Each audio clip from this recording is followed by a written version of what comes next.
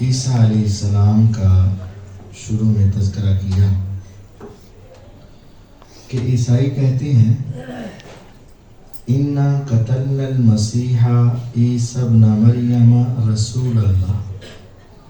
عیسائیوں کا عقیدہ ہے کہ ہم نے عیسیٰ بن مریم علیہ السلام جو اللہ کے رسول تھے، ہم نے اسے قتل کر دیا۔ یہ عیسائیوں کا عقیدہ ہے، لیکن حقیقت کیا ہے؟ وَمَا قَتَلُوهُ وَمَا صَلَبُوهُ وَلَكِنْ شُبِّهَ لَهُمْ۔ نہ انہوں نے قتل کیا، نہ انہوں نے سولی دیا، تو پھر کیا ہوا؟ ان کے سامنے مشابہت رکھی گئی۔ سیدنا عیسیٰ علیہ السلام کو یہودیوں نے پکڑ لیا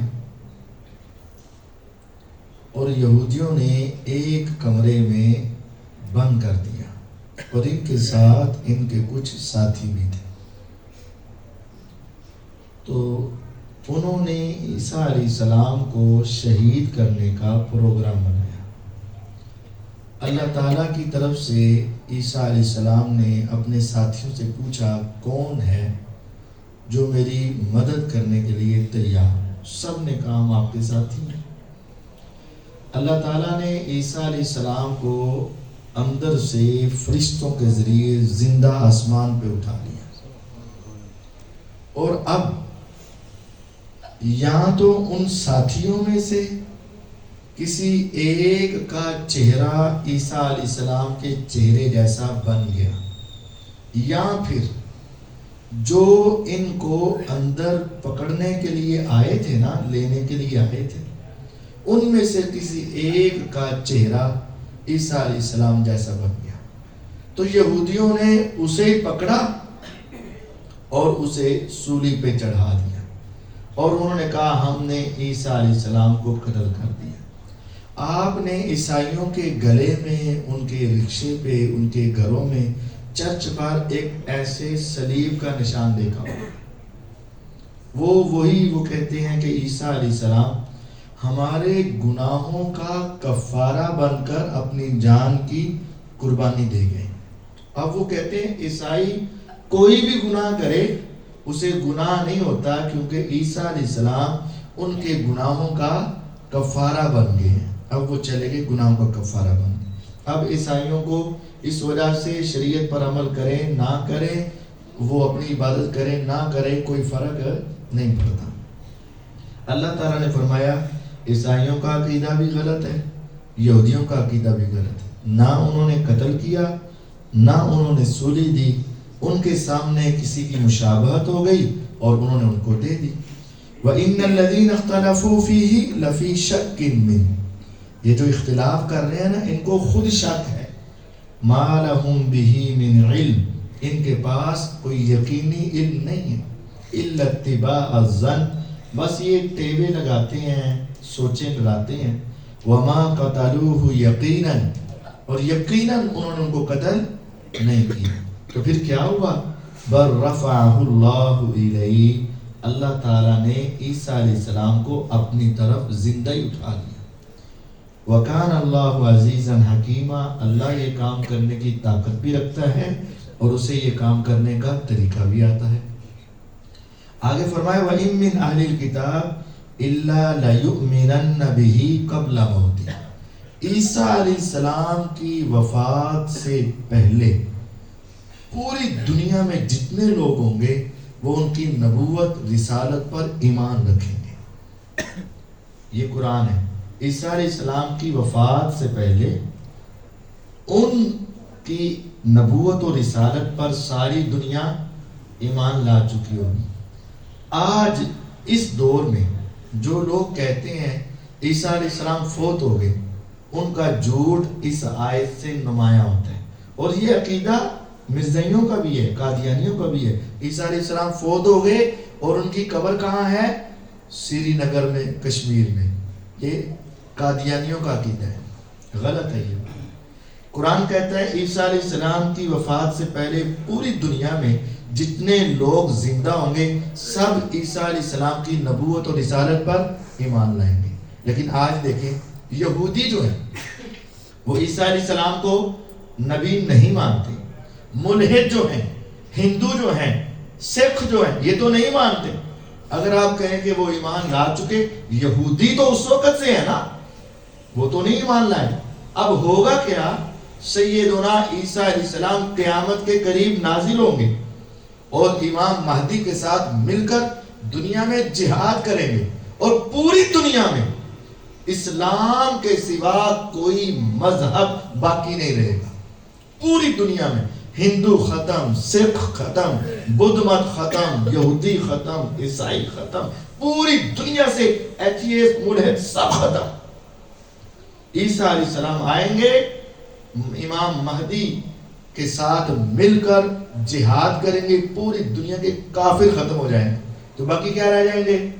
مسلمان۔ اور سارے مسلمان سیدنا عیسیٰ علیہ السلام کو اللہ کا نبی اور رسول مانتے ہیں۔ تمام اہل کتاب ان کی وفات سے پہلے ان کے اوپر ایمان لائیں گے۔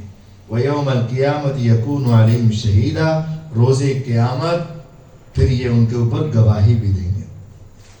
آگے اللہ رب العزت نے فرمایا سورۃ المائدہ میں وَتَعَاوَنُوا عَلَى الْبِرِّ وَالتَّقْوَى وَلَا تَعَاوَنُوا عَلَى الْإِثْمِ وَالْعُدْوَانِ، نیکی اور تقوی کے کاموں میں ایک دوسرے کا تعاون کیا کرو، اور گناہ اور ظلم و زیادتی کے کام میں ایک دوسرے کا تعاون نہ کیا کرو۔ ہمارے ہاں نیکی یا گناہ نہیں دیکھا جاتا، یاری تعلق دیکھا جاتا ہے، دوستی اور رشتہ داری کو دیکھا جاتا ہے۔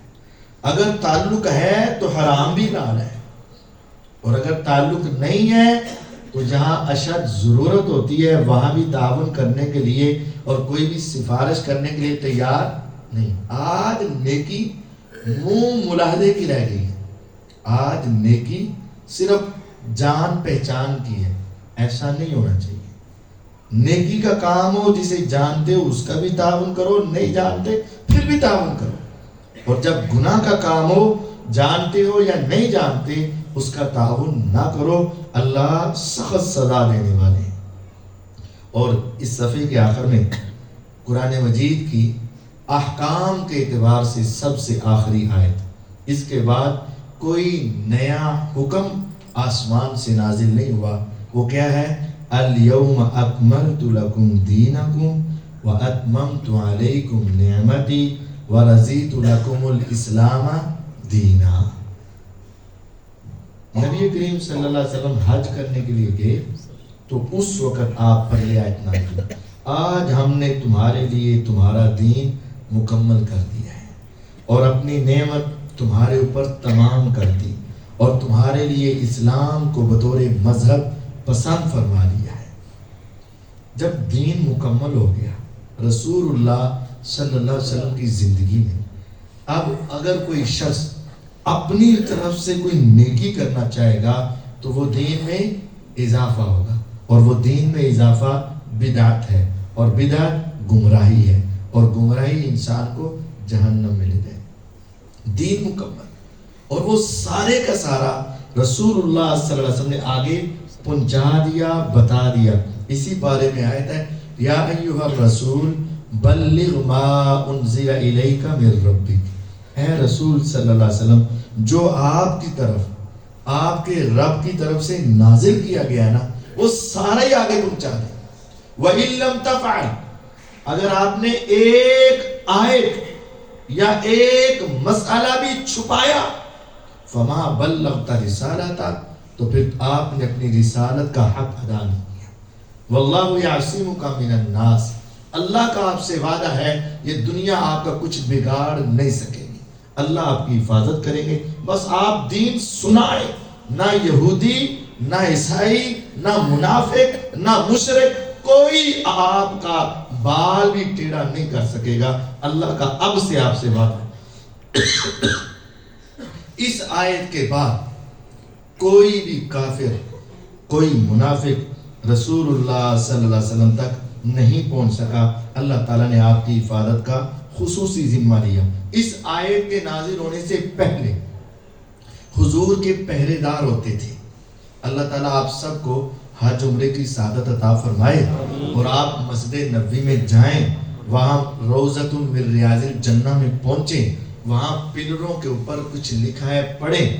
ایک ہے ایسا پلر جو حراسہ کا ہے، حراسہ پہرے دار، آج بھی وہاں وہ پلر ہیں، ستون ہیں، ہر ایک ستون کا الگ الگ نام ہے۔ استوانہ حراسہ، یہ وہ جگہ ہے جہاں حضور کے چوکیدار بیٹھا کرتے تھے، پہرے دار۔ استوانہ حضور کے، استوانہ سریر جہاں حضور کی چارپائی ہوتی تھی، آپ بیٹھا کرتے تھے، اور جہاں صحابہ بیٹھتے۔ ایک صحابی نے اپنے آپ کو ایک پلر کے ساتھ جا کر باندھ دیا، جب تک اللہ تعالیٰ میری توبہ قبول نہیں کریں گے میں گھر نہیں جاؤں گا۔ آج وہ پلر اور وہ جگہ بھی ہے، استوانہ ابو لبابہ انصاری رضی اللہ، سارے پلر ہے۔ اللہ تعالیٰ آپ کو وہاں لے جائے اور آپ کو دکھائے۔ تو جب آپ پر یہ آیت نازل ہوئی نا، اللہ آپ کی حفاظت کرے گا، اس کے بعد آپ نے اپنا کوئی باڈی گارڈ نہیں رکھا، کوئی آپ نے محافظ نہیں رکھا، کیونکہ اللہ کا آپ سے وعدہ تھا، واللہ یعصمک من الناس، اللہ آپ کی حفاظت کرے۔ اس کے بعد اللہ رب العزت نے ایک آیت میں فرمایا، سورۃ مائدہ آیت نمبر 20 ہے، وَإِذْ قَالَ مُوسَىٰ لِقَوْمِهِ يَا قَوْمِ اذْكُرُوا نِعْمَتَ اللَّهِ عَلَيْكُمْ إِذْ جَعَلَ فِيكُمْ أَنْبِيَاءَ وَجَعَلَكُمْ مُلُوكًا۔ موسیٰ علیہ السلام نے اپنی قوم سے کہا، اے میری قوم، اللہ کی نعمتوں کو یاد کرو۔ وہ نعمتیں کیا ہیں؟ اللہ نے تمہارے اندر نبی بنائے ہیں، اور تمہیں ملوکیت، بادشاہت عطا کی، اور تمہیں وہ کچھ دیا ہے جو تم سے پہلے جہانوں میں کسی کو نہیں ملا۔ اللہ کی تمہارے اوپر بڑی نعمت، نبی تمہاری نسلوں سے آئے، بادشاہت تمہارے اندر رہی، اور تمہیں وہ اعزاز ملے جو کسی قوم کو نہیں ملے۔ اب ایسا کرو اے میری قوم، یہ سامنے ارض مقدس فلسطین ہے، ہم مصر سے نکلے ہیں، فرعون کی غلامی سے بچ کر، سمندر دریا پار کر کے، اب ہم یہاں پہنچے، یہ سامنے ارض مقدس فلسطین ہے، اس میں داخل ہو جاؤ اور جہاد کر کے اس کو فتح کر لو۔ بڑی عجیب قوم تھی، انہوں نے کہا یا موسیٰ ان فیہا قوما جبارین، موسیٰ علیہ السلام وہاں کے لوگ بڑے تگڑے ہیں، بڑے طاقتور ہیں، وَإِنَّا لَن نَدْخُلَهَا حَتَّى يَخْرُجُوا مِنْهَا، ہم تو کبھی بھی اس علاقے کا منہ نہیں کریں گے، وہاں نہیں جائیں گے، ہاں اگر وہ خود ہی سارے وہاں سے بھاگ جائیں نا، ہم فوراً وہاں چلے جائیں گے۔ یہ کیسا جہاد ہے کہ وہ سارے بھاگ جائیں، لن ندخلها حتى يخرجوا منها، وہ سارے خارج ہو جائیں پھر ہم چلے جائیں گے، ورنہ نہیں جانا ہم نے۔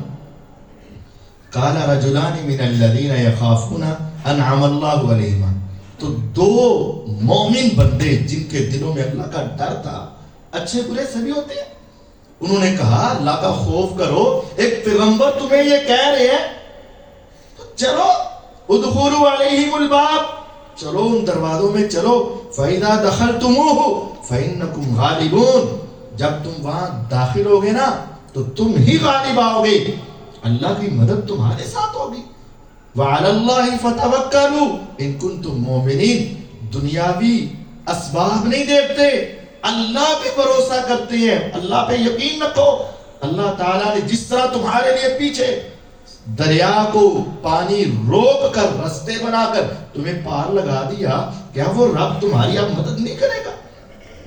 اللہ پہ توکل رکھو، اگر تم مومن ہو تو چلو۔ لیکن وہ نہیں مانے، ایسی عجیب قوم، قالوا یا موسیٰ انا لن ندخلها ابدا ما داموا فیہا، موسیٰ علیہ السلام سیدھی گل، ساڑھے ہاتھ کھڑے، کبھی بھی جب تک وہ وہاں موجود ہے ہم نہیں جائیں۔ اچھا اگر تجھے زیادہ لڑائی آئی ہے، فَاذْهَبْ أَنْتَ وَرَبُّكَ فَقَاتِلَا، جا تو اور تیرا رب لڑائی کرے، اِنَّا هَاهُنَا قَاعِدُونَ، ہم یہاں بیٹھ کے دیکھتے ہیں کون جیتتا ہے۔ کیسی عجیب قوم، سیدھا پیغمبر کو جواب دیا، اور جواب کیسا بدتمیزی والا، جاؤ تم اور تمہارا رب جا کے لڑے، ہم یہاں بیٹھے دیکھیں گے کون جیتتا ہے۔ کیا یہ جواب کسی بڑے کو بھی دیا جا سکتا ہے، کسی استاد کو بھی یہ جواب دینا بدتمیزی ہے، اور وقت کے پیغمبر کو، اور ساتھ یہ کہنا تو اور تیرا رب لڑ، ہم یہاں بیٹھے۔ اللہ تعالیٰ کو پھر غصہ آ گیا، اور موسیٰ علیہ السلام کو بھی غصہ آ گیا۔ موسیٰ علیہ السلام کہنے لگے رب میں تو اپنے اوپر اختیار رکھتا ہوں، میں تو اپنا ہی جواب دے ہوں، اب نہیں مانتے تو کیا کروں؟ یا رب مجھے اور میرے بھائی کو معاف کرنا، ہمیں اس ظالم قوم سے دور کرنا۔ اللہ تعالیٰ کو غصہ آیا، فرمایا اب 40 سال محرمۃ علیہم 40 سنہ، 40 سال تک کھلے میدان میں اسی جگہ پہ تم خیمے لگا کے رہو گے، 40 سال تک تمہیں کبھی گھر نصیب نہیں ہوگا۔ 40 سال ساری زندگی نہ۔ اور موسیٰ علیہ السلام کو کہا فَلَا تَعْسَ عَلَى الْقَوْمِ الْفَاسِقِينَ، اس فاسق قوم کے اوپر تمہیں افسوس نہیں ہونا چاہیے، کدی انہاں دے بارے میں کوئی دعا نہ کرنا ہو۔ لیکن یہ تھے موسیٰ علیہ السلام کے صحابی ساتھی، اچھے بھی اور ایسے بھی، اور ہمارے نبی جناب محمد صلی اللہ علیہ وسلم جب بدر کی لڑائی کا موقع آیا تو صحابہ کتنے؟ 313، اور دشمن 1000 کا لشکر، اس میں سے 300 بعد میں چلا گیا، 700 رہ گیا۔ اب گھوڑے ہیں صرف 2 گھوڑے ہیں، اور تلواریں چند ہیں، اور اکثریت خالیات ہیں۔ تو محمد صلی اللہ علیہ وسلم پوچھنے لگے اے میرے صحابہ بتاؤ کیا کرنا ہے؟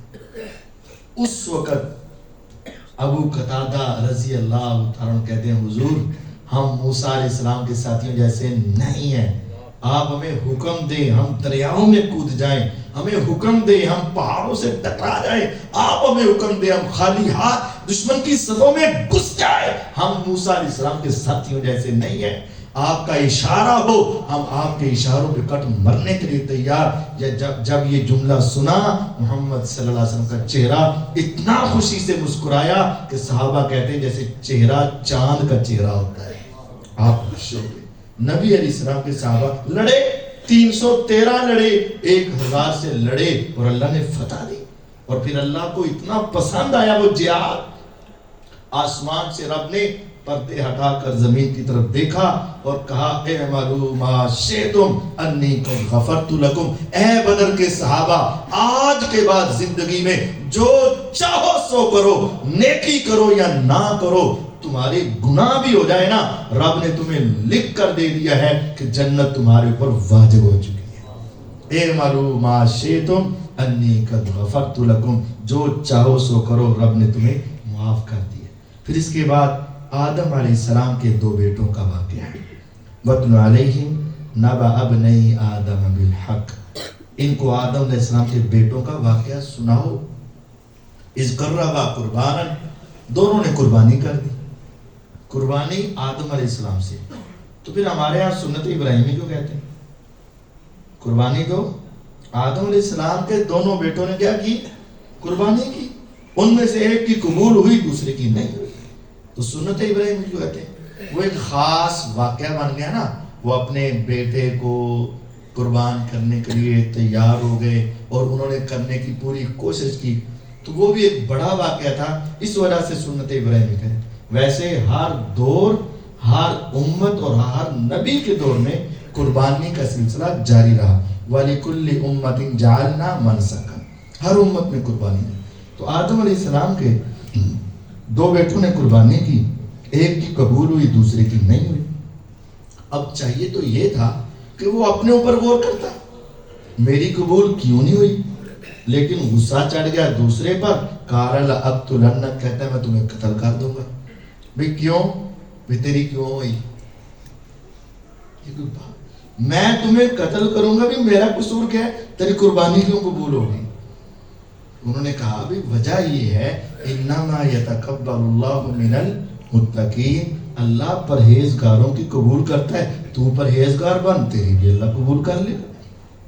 اس نے کہا نہیں، میں نے تمہیں قتل کر دینا ہے، یہ ہے حسد۔ اب ذرا دیکھیں، اگر میرے ساتھ کوئی ایسا مسئلہ پیش آیا تو میں اس کے ساتھ حسد اگر کروں گا تو تباہی ہو جائے. دنیا کا سب سے پہلا قتل کس وجہ سے ہوا؟ حسد. اس کی کیوں قبول ہوئی؟ حالانکہ سوچنا چاہیے تھا میری قبول کیوں نہیں ہوئی، لیکن سوچ کیا رہا ہے؟ اس کی کیوں ہوئی. یہ حسد ہے.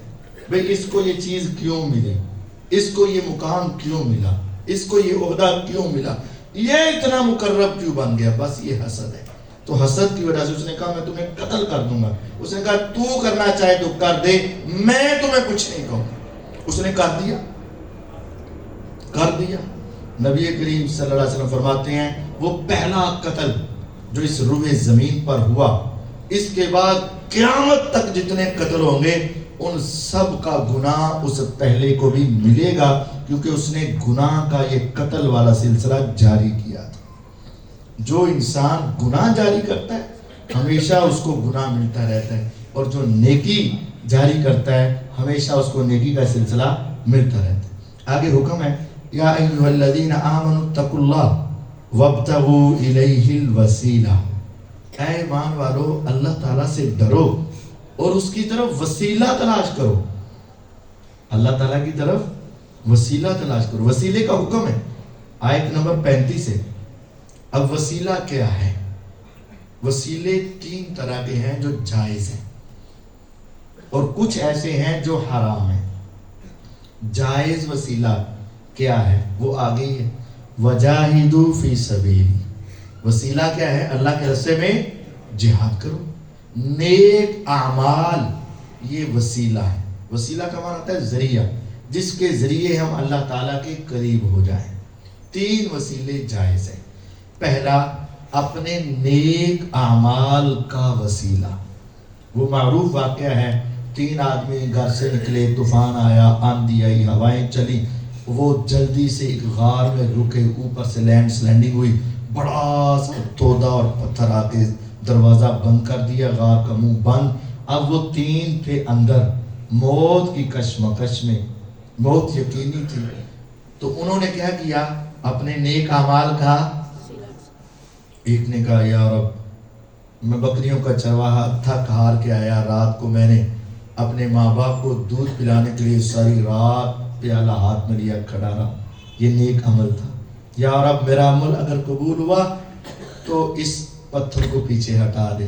وہ پتھر جو 3 کے ہلانے سے نہیں ہلا، تینوں نے زور لگایا نہیں ہلا تھا، وہ اس کی دعا کے ذریعے سے میرے رب نے تھوڑا سا سرکا دیا، روشنی کی لہر آئی، امید کی کرن آئی.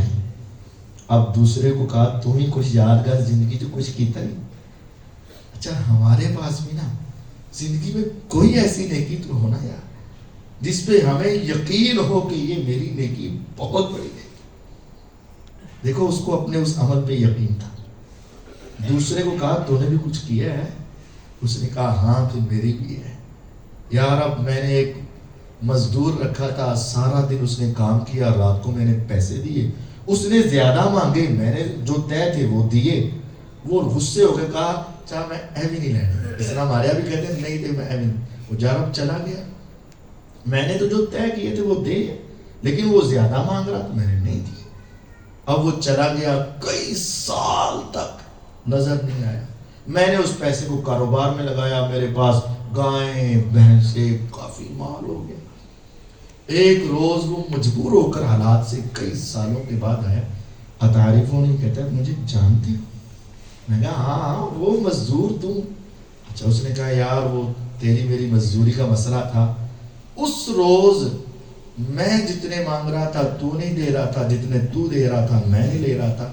اب میں حالات سے اتنا مجبور ہوں، جتنے تو دیتا تھا نا چل اتنے ہی دے دے مجھے.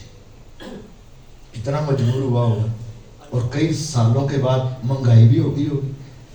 تو اب وہ کہہ رہا ہے جتنے تو دے رہا سی نا انہیں دے دے یار. اب لیکن میں نے اسے کہا کہ تیرے مال سے میں نے یہ کاروبار کیا، یہ سارا مال تیرے پیسے کا ہے، ان میں سے جتنا لینا ہے لے لے.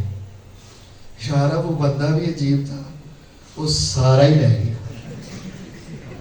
اس نے ایک بھی نہیں چھوڑا، ایک بھی نہیں چھوڑا. یار اب تیری رضا کی خاطر میں نے اس کا ہاتھ نہیں روکا. اگر وہ نیکی تجھے قبول ہے نا تو ہمیں اس مشکل سے نجات دے. رب تعالیٰ نے اس کو اور تھوڑا سا سکھا لیکن نکل نہیں سکتے تھے. تیسرے کو کہا یار تیری زندگی میں بھی کوئی حل لک سر عند اللہ بینک انت و بین اللہ، تیرا بھی کوئی اللہ کے ساتھ کوئی راز ہے کہ جو تجھے اور صرف رب کو پتا ہو، کسی اور کو نہ علم ہو؟ ایسے راز بناؤ، ایسے راز رکھو. کوئی تو ایسی نیکی ہو نا یار جو تمہارے اور رب کے سوا کسی کو نہ یاد ہو. تیسرے کو کہا تیری بھی کوئی ہے تو بتا. اس نے کہا میری بھی ہے، چلے آج بتا ہی دیتا ہوں. اس کے بھی ہاتھ اٹھے. یا رب تو جانتا ہے میں اپنے چچا کی بیٹی کے ساتھ کائنات میں سب سے زیادہ محبت کرتا ہوں. میں نے کئی مرتبہ اس کے ساتھ غلط کاری کا ارادہ کیا لیکن وہ پاک دامنہ عورت نے مجھے اپنے قریب نہ آنے دیا. میری زندگی کا صرف ایک ہی مقصد تھا میں اس کو پالوں لیکن وہ نہیں ملی. اور ایک روز وہ حالات سے مجبور ہو کر میرے پاس آئی اور اس نے کہا مجھے کچھ پیسے ادھار یا قرض یا ویسے دے دے. کتنی مجبور ہوئی ہوگی. تو میں نے کہا پیسے تیرے لیے لیکن اپنی عزت میرے حوالے کر دے. وہ میرا موقع تھا زندگی کے ایک آرزو کے پورے ہونے کا. یا رب پہلے وہ ہچکچائی لیکن مجبوری اتنی تھی کہ اس نے اس غلط کام کے لیے اپنے آپ کو تیار کر دیا. میں اور وہ خلوت میں گئے. جب میں اس کے قریب ہونے لگا تو وہ کپاہٹ کا شکار تھی. اس نے کبھی یہ غلط کام نہیں کیا تھا اور اس کے جسم پہ ایسی کپی اور روب تھا. میں نے کہا ڈرتی کیوں ہے؟ ہمیں کوئی نہیں دیکھ رہا اور کوئی پوچھنے والا نہیں. یا رب اس تنہائی کے موقع پر اس نے کہا تھا دنیا دیکھے نہ دیکھے اللہ تو دیکھ رہا ہے نا. یا رب جب اس نے تیرا نام لیا نا تیرا روب اور خوف میری ذات پہ ایسا آیا کہ صرف تیری رضا کی خاطر، صرف تیرے خوف کی خاطر میں اس سے دور ہوا. میں نے اس کو پیسے دیے اور میں نے اس کی عزت کو خراب نہیں کیا. یا رب اس وقت گناہ کے موقع پر میں نے اپنی زندگی کی سب سے بڑی سوچ کو جب تیرے ڈر کی وجہ سے ختم کیا. اگر وہ گناہ سے رکنا تجھے قبول ہوا نا تو ہمیں اس مشکل سے نجات دے دے. اللہ کی قسم وہ پتھر فوراً سے پیچھے ہٹا اور وہ تینوں اپنی نئی زندگی لے کر دنیا میں آ گئے. ان تینوں نے کیا کیا؟ اپنے نیک اعمال کا وسیلہ کیا. دوسرا یہ ہے جو جائز وسیلہ ہے اللہ تعالیٰ کے اسماء حسنہ کا وسیلہ. وَلِلَّهِ الْأَسْمَاءُ الْحُسْنَى فَادْعُوهُ بِهَا. اللہ کے نام ہے. یا رب تو غفار ہے، تیرے غفار ہونے کا واسطہ مجھے معاف کر دے. تو رزاق ہے، تیرے رزاق ہونے کا واسطہ میرے رزق کے دروازے کھول دے. یا رب تو رحمان ہے، تیرے رحمان ہونے کا واسطہ میرے اوپر اپنی رحمتوں کا نزول فرمائے. اللہ کے ناموں کو یاد کرو اور اس کے ناموں کا وسیلہ اور واسطہ دے کر اس سے سوال کرو. میرا رب یہ تمہیں سکھاتا ہے وَلِلَّهِ الْأَسْمَاءُ الْحُسْنَى فَادْعُوهُ بِهَا. اس کے ذریعے پکارو، اللہ تمہاری دعائیں قبول کرے.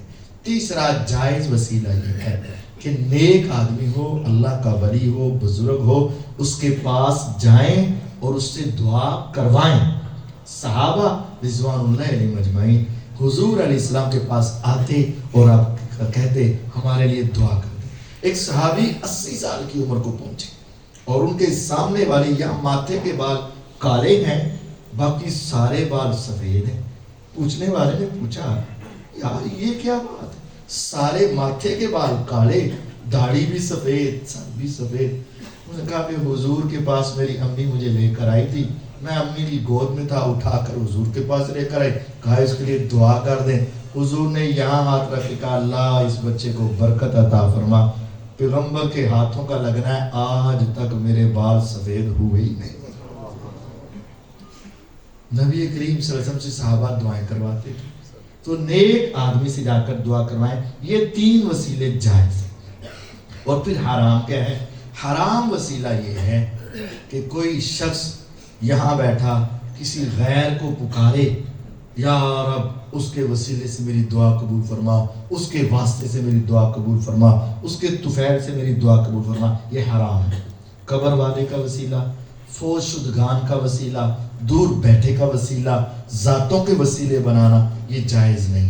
لوگوں نے کہا جب آدم علیہ السلام نا آسمانوں سے جنت سے نکال کر زمین پہ بھیجا گیا تو پھر وہ ان کی دعا قبول نہیں ہو رہی تھی. یہ لوگ جھوٹ بولتے ہیں، دعا قبول نہیں ہو رہی تھی. تو کیا ہوا؟ آدم علیہ السلام نے ایسے آسمان کی طرف دیکھا تو نیچے لکھا ہوا تھا لا الہ الا اللہ محمد الرسول اللہ صلی اللہ علیہ وسلم. تو آدم علیہ السلام نے کہا اللہ تجھے اس نبی کا واسطہ ہے، میری دعا قبول فرما. تو اللہ تعالیٰ نے کہا تمہیں کیسے پتا چلا؟ کہا جی تو آپ کے عرش کے نیچے دیکھا تھا. تو اللہ نے اس کے وسیلے سے دعا قبول کر لی، لہذا ہمیں بھی ان کا وسیلہ ڈالنا چاہیے. یہ جھوٹ ہے، ایسا نہیں. قرآن ہمیں یہ کہتا ہے. انہوں نے کیا دعا مانگی تھی؟ ربنا ظلمنا انفسنا وان لم تغفر لنا وترحمنا لنکونن من الخاسرین. اور یہ سمجھیں یہ وسیلہ ہے، جھوٹ ہے. سیدنا عمر رضی اللہ کے دور میں، آخری بات، سیدنا عمر رضی اللہ کے دور میں نا قحط سالی آ گئی. تو عمر رضی اللہ عنہ نے صحابہ کو لے کر مسجد نبوی سے نکلے تو کھلے میدان میں گئے. قبر مبارک حضور کی قریب ہے، اور ابو بکر رضی اللہ عنہ نبیوں میں سب سے عظیم محمد الرسول اللہ، اور پوری دنیا کے ولیوں میں سب سے بڑے ولی ابو بکر رضی اللہ عنہ. نبیوں کے امام اور ولیوں کے امام دونوں کی قبر ہے. لیکن صحیح بخاری کے حدیث عمر رضی اللہ عنہ لے کر نا باہر چلے گئے اور جا کر کیا کہا؟ یا رب پہلے تیرے پیغمبر محمد صلی اللہ علیہ وسلم ہمارے درمیان زندہ تھے، ہم ان سے دعا کرواتے تھے. آج وہ نبی نہیں رہے، ہم حضور کے چچا عباس رضی اللہ عنہ کو لے کر آگے جو باپ کی جگہ پر ہیں، ہم ان سے دعا منگوائیں گے اللہ تو بارش نازل کر دینا. عباس رضی اللہ کے ہاتھ اٹھے، انہوں نے دعا مانگی، صحابہ نے آمین کہا، اللہ تعالیٰ نے آسمان سے بارش برسائی. یہ طریقہ ہے زندہ آدمی سے دعا کرو. اگر کسی کی ذات کا وسیلہ ڈالنا جائز ہوتا، اگر کسی کی قبر کا وسیلہ ڈالنا جائز ہوتا، اگر کسی فوت شدہ کا وسیلہ ڈالنا جائز ہوتا تو اللہ کی قسم صحابہ سب سے پہلے محمد الرسول اللہ صلی اللہ علیہ وسلم کا وسیلہ ڈالتے، اور ان کے بعد ابو بکر رضی کو ڈالتے یا ان کی قبر پہ پہنچتے. لیکن انہوں نے ایسا نہیں کیا. جو جائز وسیلے ہیں ان کو ضرور اپنائیں، جو ناجائز ہیں وہ شرک کے اندر آتے ہیں ان سے بچیں. اللہ تعالی ہمارا حامی و ناصر ہو. وآخر دعوانا ان الحمد للہ رب العالمین.